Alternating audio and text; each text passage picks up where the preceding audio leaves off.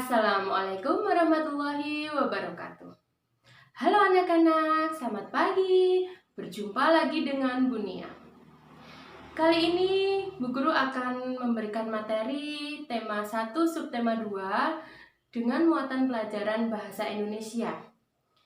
Nah, sebelumnya Bu Guru harap kalian sudah siap, kemudian sudah fokus untuk mengikuti apa yang akan Bu Guru jelaskan.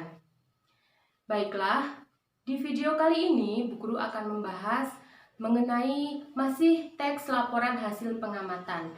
Nah, kemarin kalian sudah belajar tentang apa itu ide pokok dan bagaimana cara membuat simpulan dari teks laporan. Nah, kali ini Bu Guru akan bahas tentang bagaimana membuat peta pikiran, kemudian bagaimana mencari fakta dari teks laporan itu sendiri. Teks laporan hasil pengamatan adalah sebuah teks yang disusun berdasarkan pengamatan yang dilakukan. Pengamatannya bisa itu pengamatan tentang perkembangan hewan, perkembangan tumbuhan, ataupun pengamatan mengenai lingkungan sekitar. Nah, kemarin kalian sudah belajar ide pokok kan? Masih ingat tidak? Ide pokok itu merupakan suatu gagasan utama atau masalah utama yang ada dalam sebuah teks bacaan. Ide pokok biasanya dalam satu paragraf itu ada satu ide pokok. Nah, nanti apabila kalian akan membuat peta pikiran, itu ide pokok itu sangat penting. Untuk apa peta pikiran itu dibuat? Peta pikiran itu dibuat apabila kalian akan mempresentasikan atau semacam merangkum begitu. Nah, nanti misalnya kalian ada tugas untuk mendengarkan sebuah berita atau sebuah laporan. Kalian bisa membuat peta pikiran sebagai bentuk bahwa kalian nanti sudah mendengarkan laporan itu. Nah, cara membuat peta pikiran itu diantaranya kalian membaca semua teks bacaan, teks laporan pengamatan itu. Kemudian kalian tentukan ide pokoknya di setiap paragraf, poin-poin pentingnya apa saja. Kemudian kalian bisa buat ke dalam bentuk peta pikiran. Nah, peta pikiran itu bentuknya seperti berikut ini. Rusa bawean.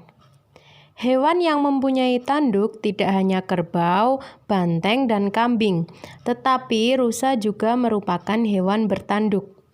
Rusa bawean jantan dewasa mempunyai sepasang tanduk bercabang 3. Tanduk rusa berfungsi untuk melindungi diri dari musuh.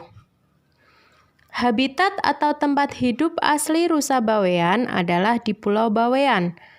Makanan rusa berupa buah, dedaunan, ranting, kulit kayu, dan pucuk-pucuk semak pohon muda. Rusa hidup berkelompok menjadi keluarga dengan rusa betina sebagai pusatnya, sedangkan rusa jantan biasanya berjalan sendiri. Rusa jantan ikut berkelompok jika hendak bermigrasi. Kegiatan hidup rusa bawean terutama berlangsung pada malam hari atau bersifat nokturnal.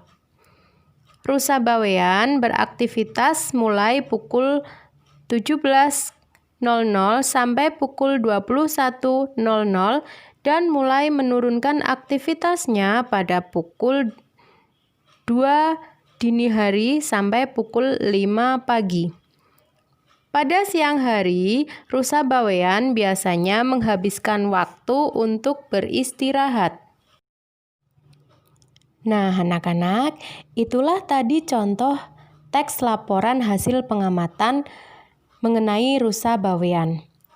Dari teks itu, kalian bisa mengamati, membaca, kemudian mengambil pokok-pokok utamanya dan kemudian dibuat peta pikiran, jadilah seperti ini.